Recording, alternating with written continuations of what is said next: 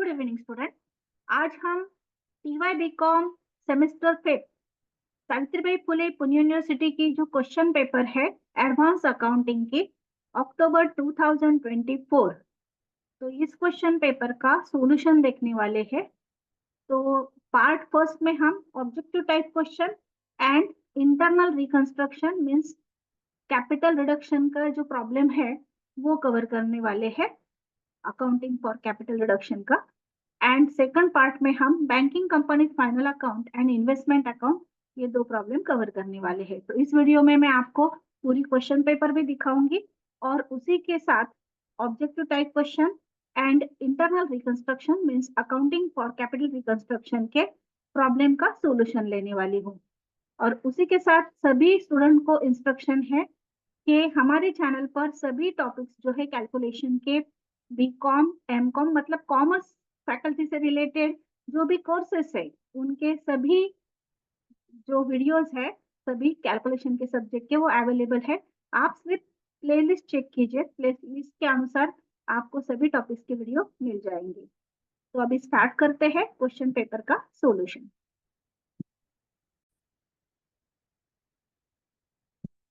यहाँ पर मैंने जो क्वेश्चन पेपर है वो क्वेश्चन पेपर पहले मैं आपको दिखाऊंगी और क्वेश्चन पेपर दिखाते ही उसी के साथ जो आंसर है वो भी बताने वाली हूँ ऑब्जेक्टिव टाइप क्वेश्चन के।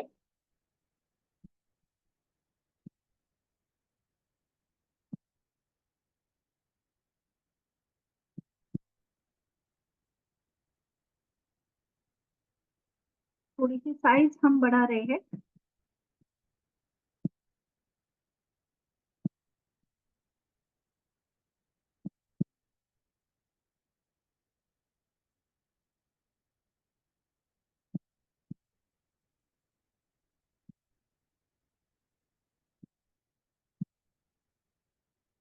ओके, अभी मैं आपको ऑब्जेक्टिव टाइप क्वेश्चन जो है वो पहले दिखाने वाली हूँ।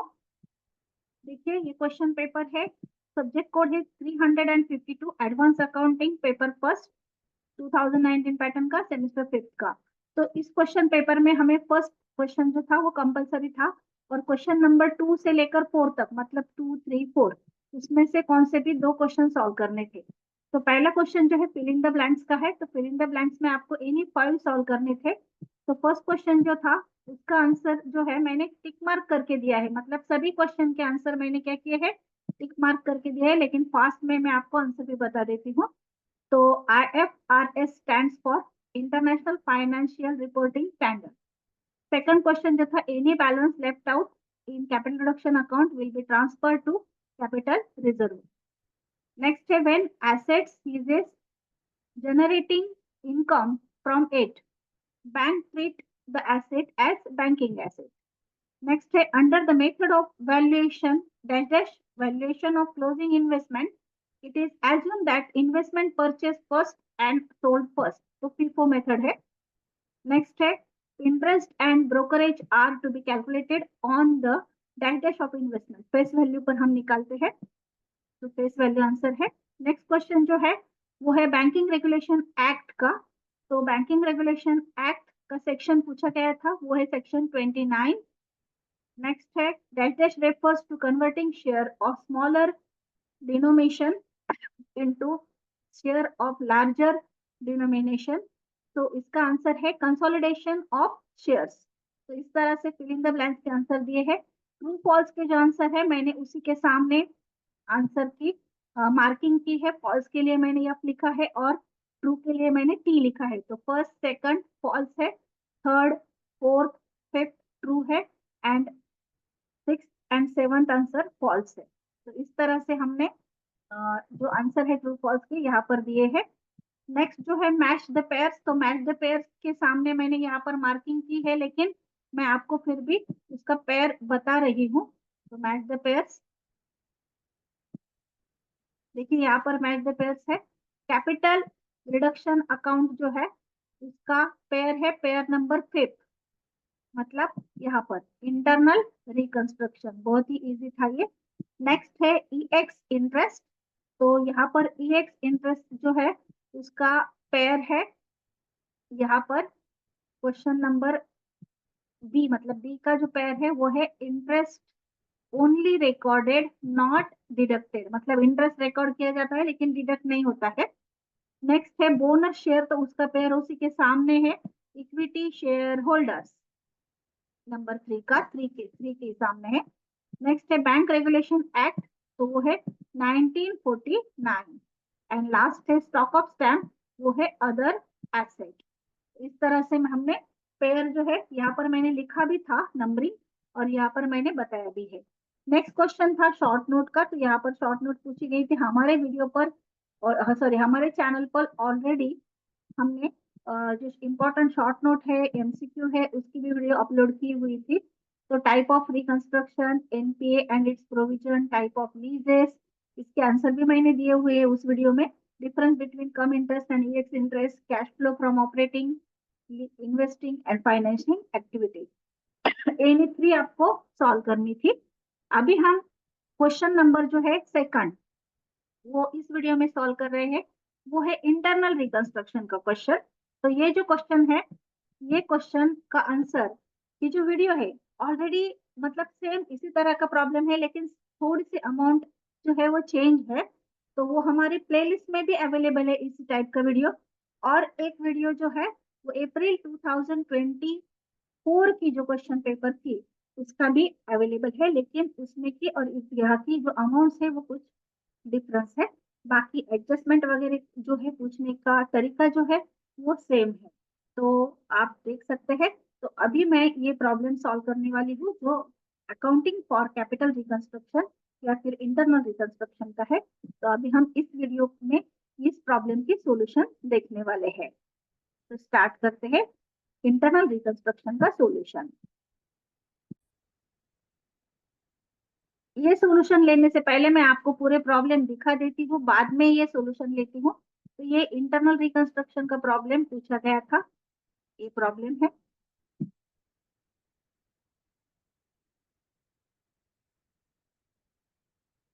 देन ये जो है वो बैंकिंग कंपनी फाइनल अकाउंट का प्रॉब्लम था, जो हम नेक्स्ट पार्ट में लेने वाले हैं। क्वेश्चन पेपर का जो मैं सेकंड पार्ट का सॉल्यूशन दूंगी, उसमें मैं इस प्रॉब्लम का सॉल्यूशन देने वाली हूँ।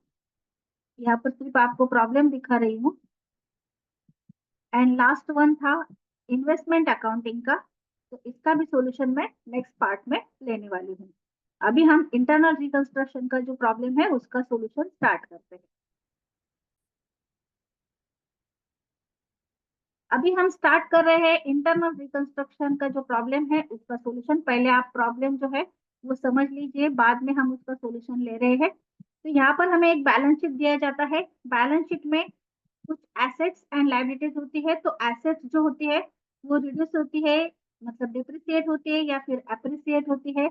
लायबिलिटीज जो होती है वो भी रिड्यूस होती है, जनरली रिड्यूस होती है, या फिर वो इंक्रीज भी हो सकती है। तो इस तरह से कुछ एसेट्स का रिडक्शन या फिर एप्रिसिएशन दिया जाता है, और लायबिलिटीज का भी इंक्रीज या डिक्रीज दिया जाता है।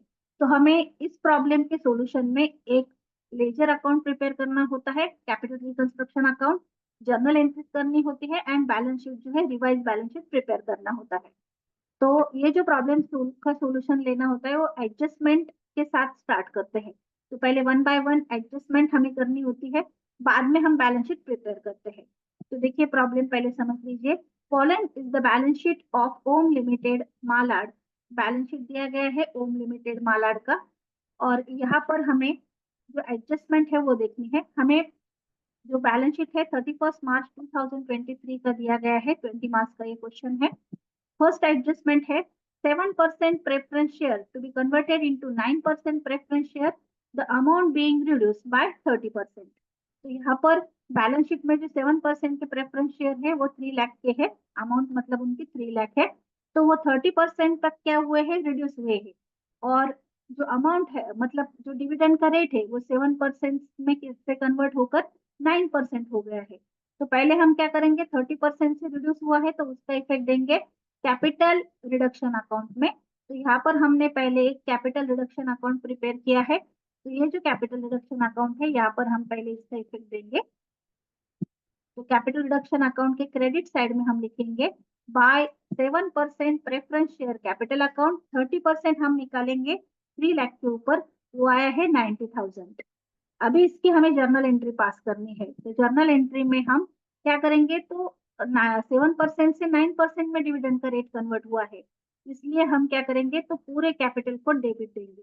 मतलब यहाँ पर अभी हम जो एंट्री है वो इस तरह से करेंगे, ऊपर लिखेंगे in the books of Om limited Malad journal entry, date के कॉलम में हम जो बैलेंस शीट की डेट है वो लिख देंगे, एंट्री को नंबरिंग करेंगे। तो यहाँ पर हमने पहली एंट्री की है 7% preference share capital account debit 3 lakh, पूरे कैपिटल को डेबिट देना है।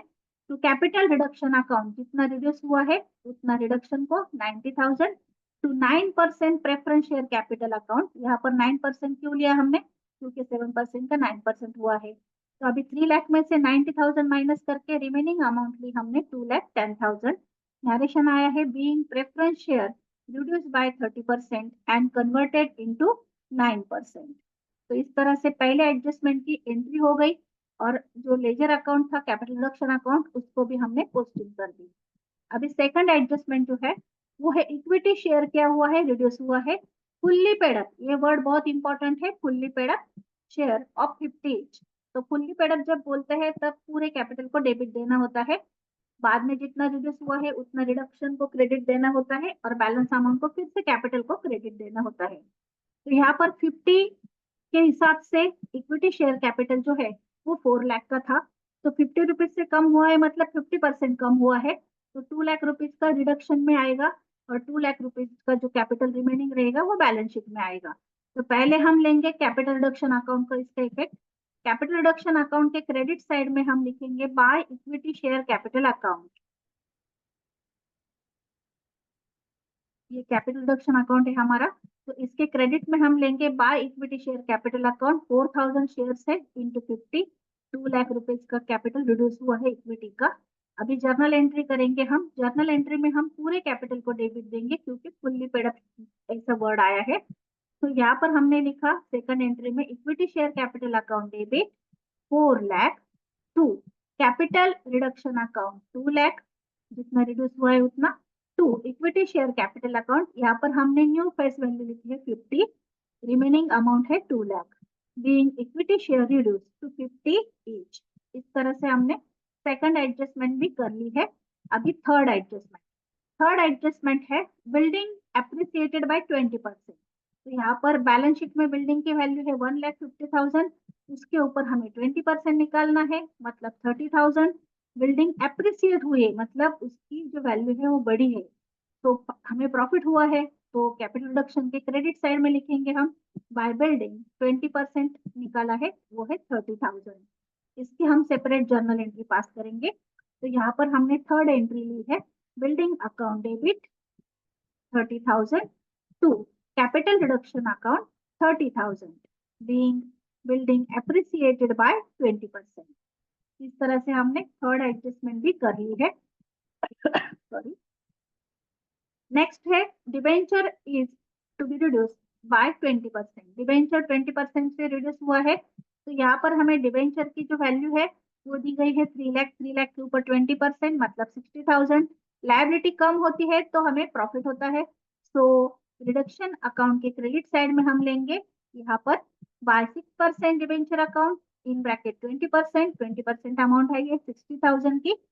अभी इसकी जर्नल एंट्री हम पास करेंगे, रिडक्शन को क्रेडिट है तो नेचुरली हमें डिबेंचर को डेबिट देना पड़ेगा। तो यहाँ पर हमने लिया है 6% debenture account debit 60,000 to capital reduction account 60,000 being 6% debenture reduce by 20%। अभी नेक्स्ट एडजस्टमेंट जो है वहां पर हमें बताया गया है कि all intangible assets and fictitious amount including patent to be written off. जो भी इंटेंजिबल एसेट्स है या फिर फिक्टिशियस अमाउंट है पेटेंट के साथ उन्हें क्या करना है, रिटर्न ऑफ करना है। तो यहाँ पर हमने बैलेंस शीट चेक किया, इंटेंजिबल एसेट कौन कौन सी है, गुडविल है, देन पेटेंट उन्होंने बोला है प्रॉब्लम में इसलिए हम रिटर्न ऑफ कर रहे हैं, पेटेंट है 30,000, देन प्रिलिमिनरी एक्सपेंसेस है 25,000 एंड प्रॉफिट एंड लॉस है 2,70,000। तो ये चारों एसेट हमें रिटर्न ऑफ करनी है, तो कैपिटल रिडक्शन के डेबिट साइड में हम लेंगे to goodwill 60,000, to patent 30,000, to preliminary expenses 25,000 and to profit and loss 2,70,000। अभी ये जो डेबिट साइड होती है रिडक्शन की, उसकी पूरी मिलाकर एक ही एंट्री हम पास करते हैं। तो डेबिट साइड की हम एक ही एंट्री पास करेंगे, जर्नल एंट्री। तो यहाँ पर हमने 5th नंबर की एंट्री की है, कैपिटल रिडक्शन अकाउंट डेबिट 3,85,000। ये कहाँ से आए हैं? तो इन चारों अमाउंट की हमने क्या की है? टोटल की है। तो ये चारों अमाउंट की टोटल है 3,85,000। To goodwill account 60,000, to patent account 30,000, to preliminary expenses account 25,000, to profit and loss account 2,70,000 and narration है being intangible assets written off। अभी लास्ट एडजस्टमेंट है। लास्ट एडजस्टमेंट में हमें बताया गया है कि utilise profit prior to incorporation if necessary. हमारे पास जो प्रॉफिट प्रायर टू इनकॉर्पोरेशन है लायबिलिटी साइड में 10,000 का, वो आप अगर जरूरत पड़े तो यूटिलाइज कर सकते हैं। तो हमें यहाँ पर रिडक्शन अकाउंट अभी क्लोज करना है। जब भी इस तरह के एडजस्टमेंट होती है तब हमारा जो रिडक्शन अकाउंट है उसकी डेबिट साइड बढ़ जाती है। तो यहाँ पर हमने डेबिट साइड की टोटल ऑलरेडी की हुई थी 3,85,000, वो हमने क्रेडिट में लिखी 3,85,000। उसमें से क्रेडिट की यहाँ तक की टोटल माइनस की, मतलब 90,000 प्लस 2 लाख प्लस 30,000 प्लस 60,000, तो इनकी टोटल आई 3,80,000। तो 3,80,000 माइनस करने के बाद हमारा 5,000 का बैलेंस आया है। तो उसके सामने हम लिखेंगे by profit prior to incorporation in bracket balancing figure. अभी इसकी हमें जर्नल एंट्री पास करनी है। यहाँ पर हमारा रिडक्शन अकाउंट कंप्लीट हुआ है। अभी हम लास्ट जर्नल एंट्री पास कर रहे हैं। तो लास्ट एंट्री हमारी है प्रॉफिट प्रायर टू इनकॉर्पोरेशन की। तो ये जो एंट्री है वो एंट्री हम लिख रहे हैं 6 नंबर की। Profit prior to incorporation account debit 5,000 to capital reduction account 5,000 being profit prior to incorporation utilise. हमारी यहाँ पर जर्नल एंट्रीज कंप्लीट हुई है एंड रिडक्शन अकाउंट जो है वो भी कंप्लीट हुआ है। अभी हमें प्रिपेयर करना है बैलेंस शीट। मैं वंस अगेन आपको सभी जर्नल एंट्रीज दिखा देती हूँ। First entry, second entry, third entry, fourth, fifth and sixth entry. अभी यहाँ पर हमने रिडक्शन अकाउंट भी कंप्लीट किया है। तो अभी हमें बैलेंस शीट प्रिपेयर करना है। बैलेंस शीट प्रिपेयर करना बहुत ही इजी है। आपको जो प्रॉब्लम का बैलेंस शीट वो सामने रखना है, रिडक्शन अकाउंट जो है वो सामने रखना है, और जितने जितने अमाउंट रिड्यूस हुई है या फिर इंक्रीज हुई है वो इंक्रीज करनी है या फिर रिड्यूस करनी है, और जो जो एसेट रिटर्न ऑफ हुई है वो पूरी तरह से बैलेंस शीट में से निकालनी है। तो यहाँ पर हमने बैलेंस शीट सामने रखा। तो बैलेंस शीट की हमें पहले लायबिलिटी साइड स्टार्ट करनी है। तो कैपिटल है equity share capital and preference share capital, वो दोनों भी रिड्यूस हुए हैं। इक्विटी शेयर कैपिटल 2 लाख से रिड्यूस हुआ है, प्रेफरेंस शेयर कैपिटल 90,000 से रिड्यूस हुआ है। Then profit prior to incorporation जो है वो 10,000 था, उसमें से हमने 5,000 यूटिलाइज किए हैं, मतलब 5,000 यूज किए हैं, तो उसका बैलेंस 5,000 ही आएगा। यहाँ तक कि हम पोस्टिंग कर लेते हैं। तो हम क्या करेंगे, बैलेंस शीट जो है वर्टिकल फॉर्म में प्रिपेयर कर रहे हैं, क्योंकि जनरली वर्टिकल फॉर्म में ही प्रिपेयर करने को बोला जाता है। तो हम, आप अगर चाहे क्वेश्चन पेपर में मेंशन नहीं किया हो तो आप हॉरिजॉन्टल फॉर्म में कर सकते हैं, लेकिन जनरली वर्टिकल फॉर्म में प्रिपेयर किया जाता है। तो हम वर्टिकल फॉर्म में प्रिपेयर कर रहे हैं। तो पहले हमने लिया इक्विटी एंड लायबिलिटी, उसके अंडर शेयर होल्डर्स फंड, उसके अंदर शेयर कैपिटल। अगर आपको शेयर होल्डर्स फंड स्किप करना हो तो आप कर सकते हैं, डायरेक्टली शेयर कैपिटल लिखेंगे तो भी चलेगा। तो पहले हमने प्रेफरेंस शेयर लिए है 3,000, 9% प्रेफरेंस शेयर ऑफ 70। तो आप पूछेंगे 70 कहाँ से आया? पहले का शेयर 100 का था, 30 से डिक्रीज हुआ है, कम हुआ है, रिड्यूस हुआ है, तो यहाँ पर 70 आएगा। तो अमाउंट आई 2,10,000। आप यहाँ पर मल्टीप्लीकेशन कर सकते हैं, या फिर आप बैलेंस शीट के अमाउंट में से रिडक्शन के अमाउंट कम करके ले सकते हैं। नेक्स्ट है 4,000 equity share of 50 each fully paid up. जो कैपिटल है वो आया है यहाँ पर 2 लाख का, और यहाँ पर दोनों की टोटल है 4,10,000। इस तरह से हमने पहले जो कैपिटल है वो पोस्टिंग कर लिया है। अभी हम प्रॉफिट प्रायर टू इनकॉर्पोरेशन जो है वो सेकंड हेडिंग के अंडर लेंगे, रिजर्व एंड सरप्लस के अंदर। वो 10,000 था, उसमें से 5,000 यूज किया है, तो यहाँ पर रिमेनिंग बैलेंस आया है 5,000। अभी नेक्स्ट आइटम बैलेंस शीट का लायबिलिटी साइड में नेक्स्ट है 6% डिबेंचर एंड सन्ड्री क्रेडिटर्स। तो 6% डिबेंचर है 3 लाख, उसमें से हमारे 20% जो रिड्यूस हुए हैं 60,000 तो वो माइनस करने हैं, तो यहाँ पर लेंगे हम 2,40,000 एंड सन्ड्री क्रेडिटर्स के ऊपर कुछ भी एडजस्टमेंट नहीं थी तो उसकी हम फुल अमाउंट लेंगे 2 लाख। तो नेक्स्ट आइटम जो है वो हम ले रहे हैं यहाँ पर 6% डिबेंचर 3 लाख में से 60,000 माइनस करके 2,40,000 एंड जो सन्ड्री क्रेडिटर्स है वो हम करंट लायबिलिटीज के अंडर लेंगे 2 लाख। अभी इनके हमें टोटल करनी है 4,10,000 प्लस 5,000 प्लस 2,40,000 प्लस 2 लाख। तो इनकी टोटल करके टोटल आई है यहाँ पर 8,55,000। तो यहाँ पर लायबिलिटी साइड जो है उसकी टोटल आई है 8,55,000। अभी हम एसेट साइड प्रिपेयर करेंगे, तो एसेट साइड के लिए बैलेंस शीट की एसेट साइड हमें देखनी है। तो बैलेंस शीट के एसेट साइड में यहाँ पर गुडविल हमने जो है रिटर्न ऑफ किया है। बिल्डिंग 1,50,000 थी, उसमें हमें 30,000 इंक्रीज करने हैं, मतलब 1,80,000। मशीनरी हम लेंगे 3 लाख, इनकी टोटल आउटर में लेंगे और रिमेनिंग जो एसेट्स है वो हम करंट एसेट में लेंगे। तो यहाँ पर दो ही सेक्शन करने हैं हमें, फिक्स एसेट या फिर non current asset and current asset. तो यहाँ पर हमने पहले ली बिल्डिंग 1,50,000 में 30,000 प्लस करके 1,80,000, मशीनरी है 3 लाख, टोटल आउटर कॉलम में 4,80,000। अभी करंट एसेट में हम जो रिमेनिंग एसेट्स है वो लेंगे। तो करंट एसेट में आएगा यहाँ पर नेक्स्ट है पेटेंट, तो वो हमने रिटर्न ऑफ किए हैं। करंट एसेट में आएगा स्टॉक 2,20,000, डेटर्स 1,50,000 एंड कैश जो है वो है 5,000। तो ये तीनों हमारे आएंगे करंट एसेट में। तो करंट एसेट में हम ले रहे हैं debtors 2,20,000, sorry stock 2,20,000, then debtors 1,50,000 and cash 5,000। इनकी टोटल आउटर कॉलम में 3,75,000। करंट एसेट है 3,75,000 एंड फिक्स एसेट है 4,80,000 और दोनों की टोटल आई है टैली टोटल 8,55,000। तो हमारा ये जो प्रॉब्लम है वो 8,55,000 को टैली हुआ है। इस तरह से हमने ये जो प्रॉब्लम है इंटरनल रिकंस्ट्रक्शन का यहाँ पर सॉल्व किया है। तो ये हमारा बैलेंस शीट है।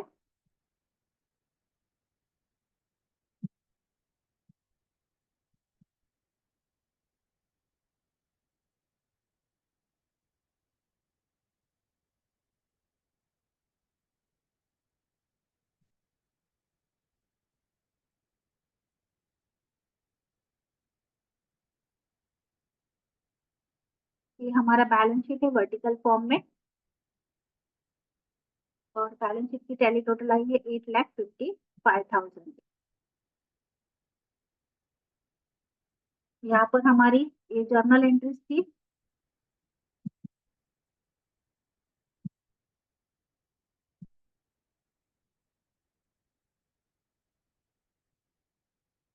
फिर ये capital reduction account and last में हमने ये बैलेंस शीट प्रिपेयर किया है। तो यहाँ पर हमारी क्वेश्चन पेपर जो है अक्टूबर 2024 सावित्रीबाई फुले पुणे यूनिवर्सिटी की उसका फर्स्ट पार्ट कंप्लीट हुआ है। सेकंड पार्ट में मैं investment account and banking company final account लेने वाली हूँ, वो मैं कल अपलोड करूंगी। Thank you.